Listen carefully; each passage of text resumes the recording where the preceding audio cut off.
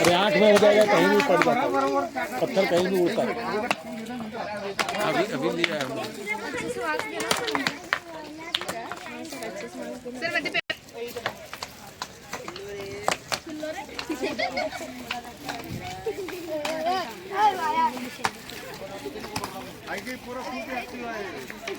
गिरेगा गिरेगा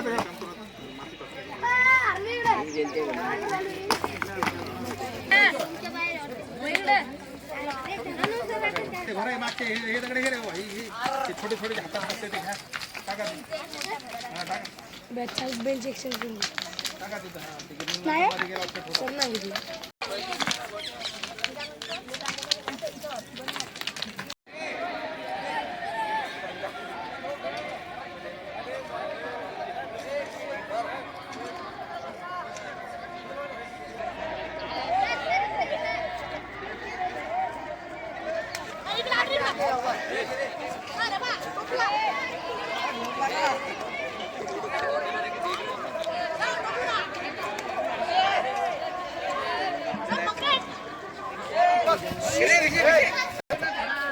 आता किल्ला तो ओरिजिनल किल्ला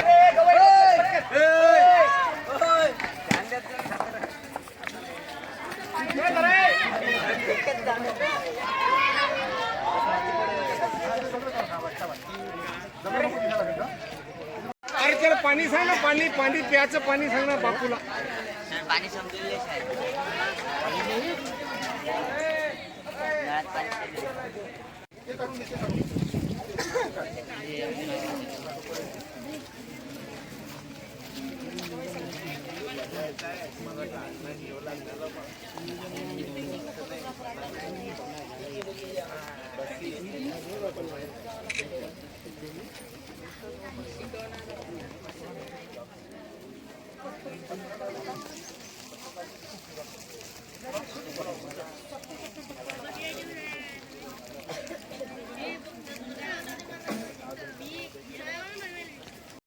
ये दो अलग चीजें, किला और गढ़ ये दो अलग चीजें। गढ़ उसे कहते हैं कि कोई पहाड़ी बनी हुई है, उसका नेचुरली कोई शेप है और उस शेप के आसपास जो बिल्डिंग वर्क किया जाता है या जो भी जहाँ रखा जाता है वो कहलाता है गढ़। और किला जो है ये जगह देखकर कोई ऐसी ऊंची जगह देखकर बनाया जाता है। अधिकांश किले अगर आपने देखोगे तो ये ऊंची जगह पर ही बने। कुछ किले ऐसे हैं, जैसा सोलापुर के पास में किला है जिसको भुईकोट किला कहते हैं। भुईकोट वो ज़मीन से नीचे बना हुआ, वो ज़मीन से भुईकोट किला कहते हैं। लेकिन अधिकांश किले, इसका सबसे बड़ा कारण ये था कि कोई भी शत्रु आसानी से वहाँ न पहुँच पाए और इसके आसपास काफ़ी घना जंगल हुआ करता है। यहाँ हम लोग जंगल नहीं बना पाए, लेकिन किले के आसपास हमेशा, अगर आपने देखा प्रतापगढ़ देखो या कोई भी देखो, आसपास जंगल हुआ करता था। और किला जो बनाया जाता था ये खास सेफ्टी के लिए, सुरक्षा।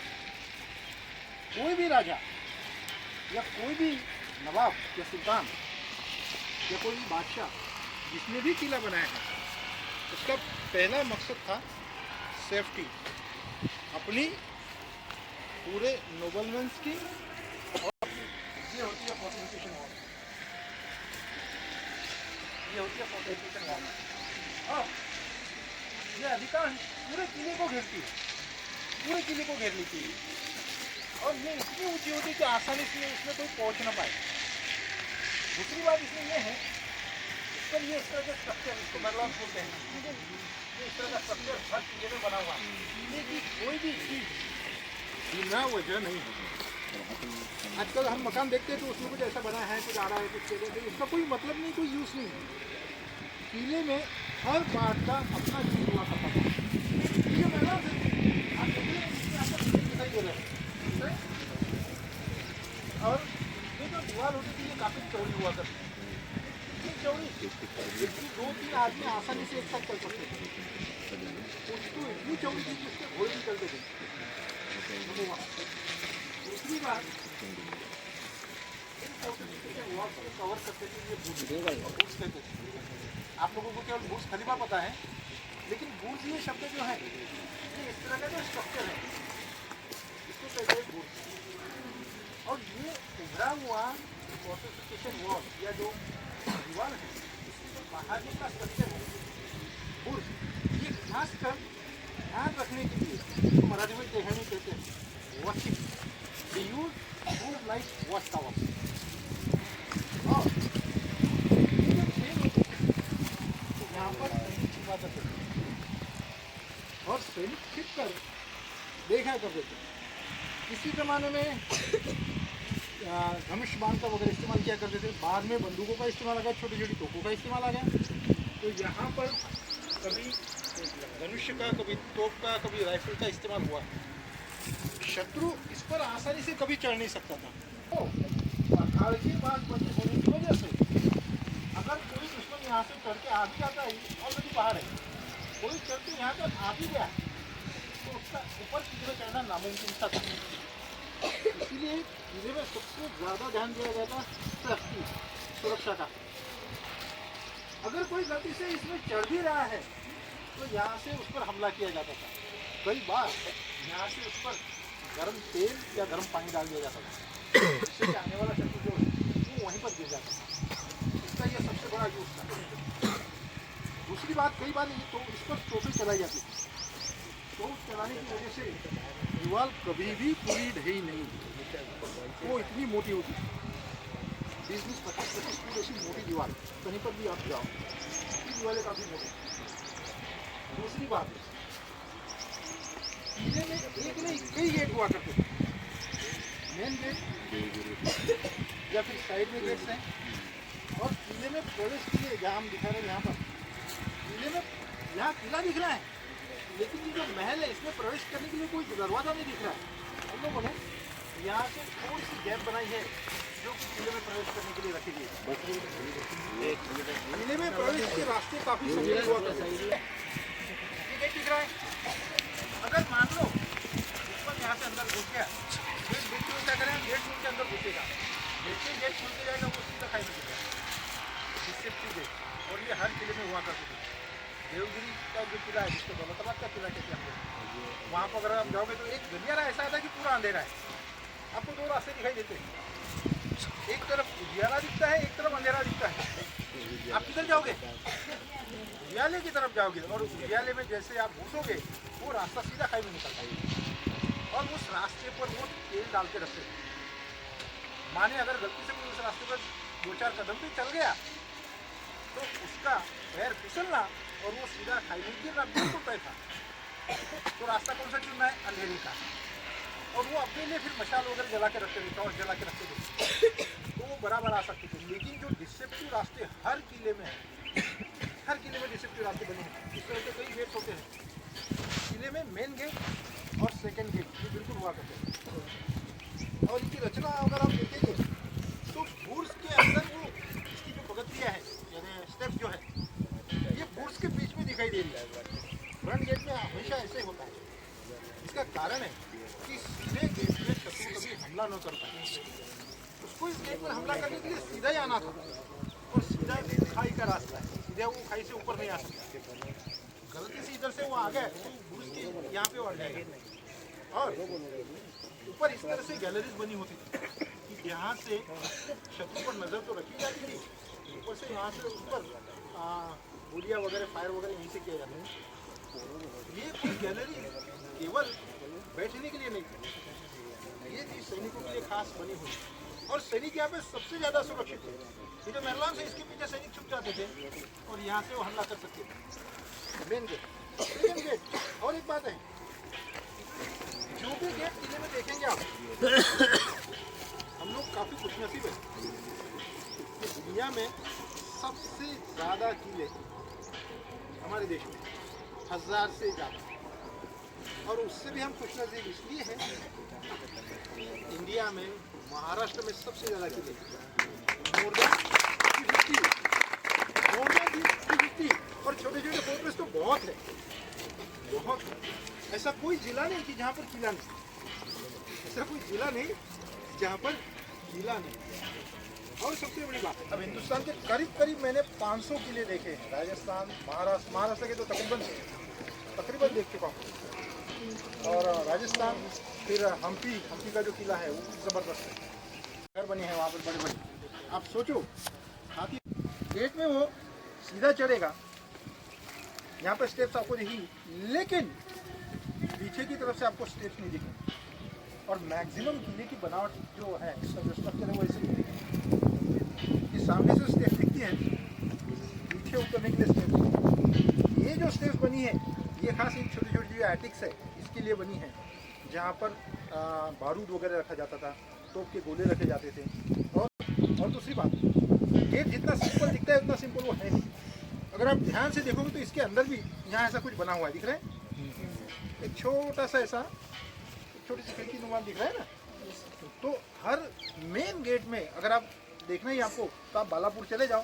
बालापुर जैसे आप गेट में एंट्री मारते हो, बस वैसे आपको ये दोनों तरफ से दिखाई देता है कि जहाँ पे दो सैनिक आराम से बैठकर ध्यान दे पाएंगे।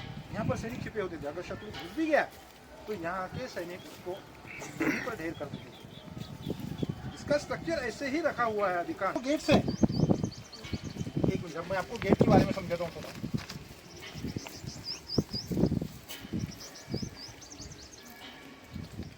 ये जो गेट्स बने होते थे लकड़ी के, इसमें यहाँ पर ऐसे आपको कीले लगे हुए हैं, ऐसी कीले लगी होती थी।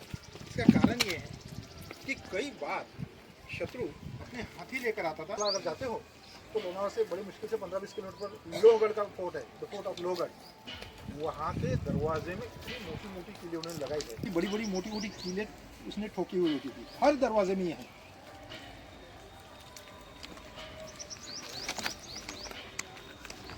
अब किले की सबसे बड़ी खासियत ये है, ऊंचाई पर होने के बावजूद भी वहाँ पे पानी की कभी कोई किल्लत नहीं रही।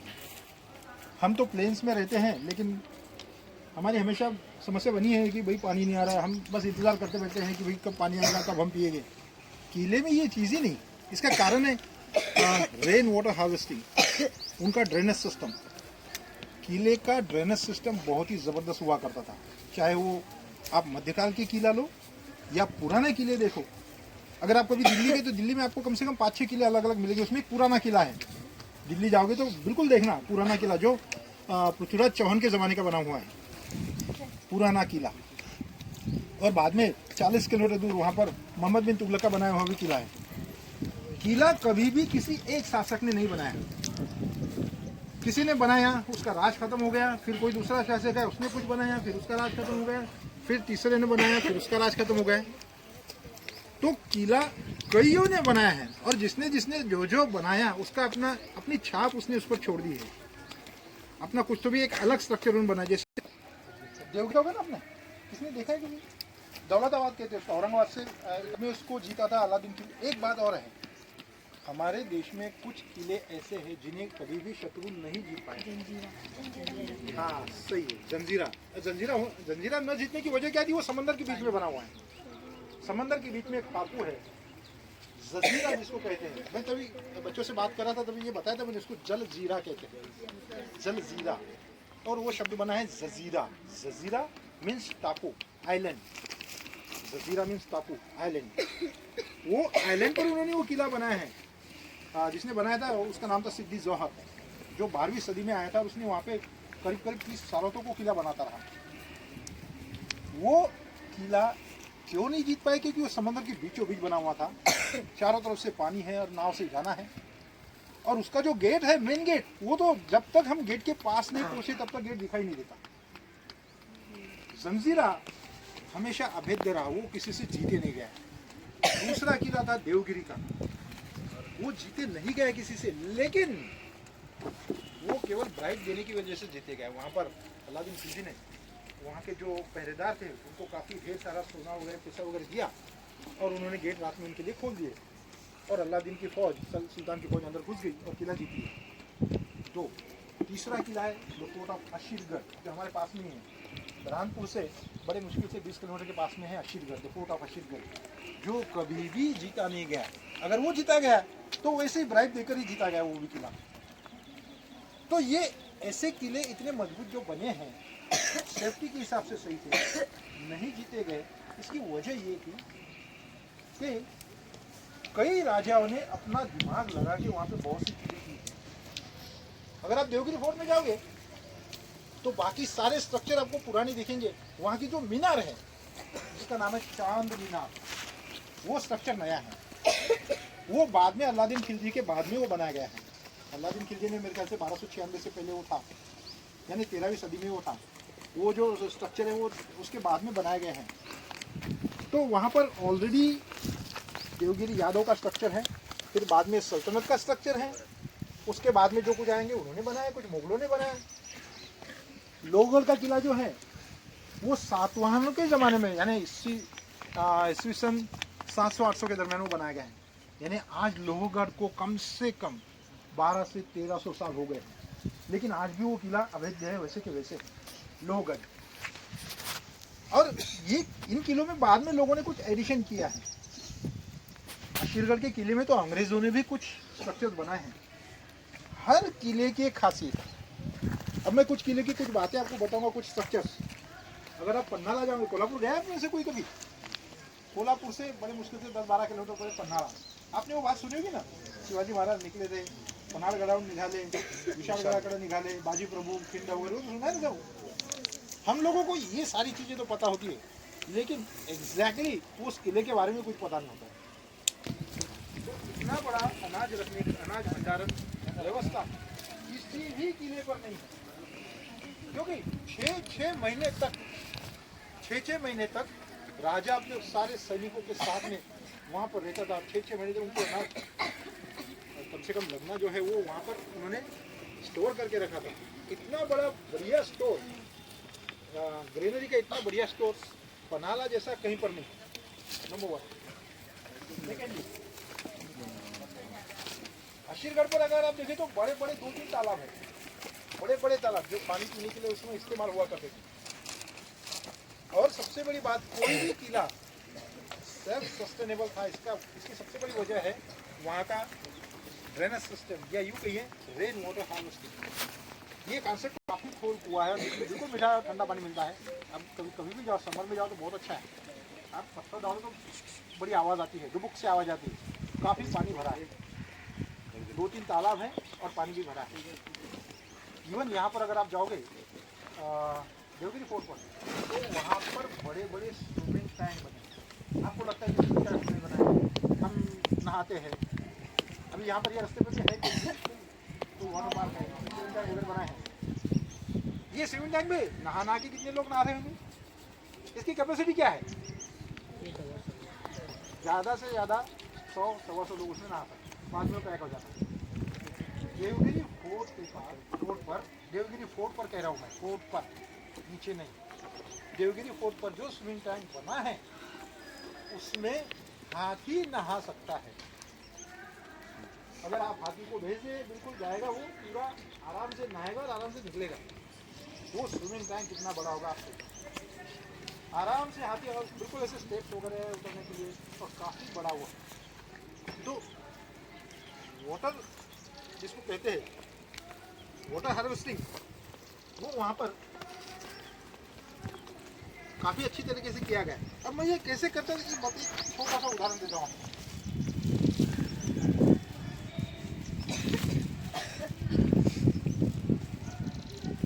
अब इस स्ट्रक्चर पर जो भी पानी गिरा है, वो पानी ये तो यहाँ गिरेगा, यहाँ पर यहाँ गिरेगा, ठीक है।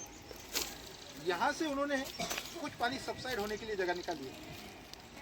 ये भी उन्होंने ख्याल रखा है कि पानी एक ही तरफ न बहे, इससे क्या फ्लो बढ़ जाता है, उसका फ्लड टाइप सिचुएशन हो जाता है। कुछ पानी इधर से गिर रहा है, कुछ इधर से। यहाँ पर पानी ये वेलहाउस इतने ऊंचे बनाए हैं कि यहाँ पे पानी काफ़ी रुक सके। और यहाँ पर कई किलो पर इस तरह से आपको गड्ढे दिखाई देंगे जो बनी है। और यहाँ से ये रेन वाटर हार्वेस्टिंग सिस्टम हर किले पर है। उसके बाद इसमें अधिकांश जो स्टेप्स बनी है किले में वो अंदर से ही है। जैसे यहाँ देख रहे हो आप, ये जो बुर्ज मैंने यहाँ बनाए हैं, इसके स्टेप्स अंदर से ही है, बाहर से कभी आपको स्टेप दिखेंगे नहीं। शत्रु के लिए कोई उन्होंने कोई जगह छोड़ी नहीं है। अंदर से वो फटाक से ऊपर आकर दोनों तरफ जाके यहाँ कई बार छोटी मोटी तोहफे रखा करते थे और इससे शत्रु पर वो अटैक किया करते थे। और एक बात, ये काफ़ी हवा महल जैसे हुआ करते, जैसे आप देखोगे वो महल देखोगे उसमें तो चारों तरफ उसमें आपको काफ़ी सारे ढेर सारे ओपन स्पेसेस नजर आएंगे।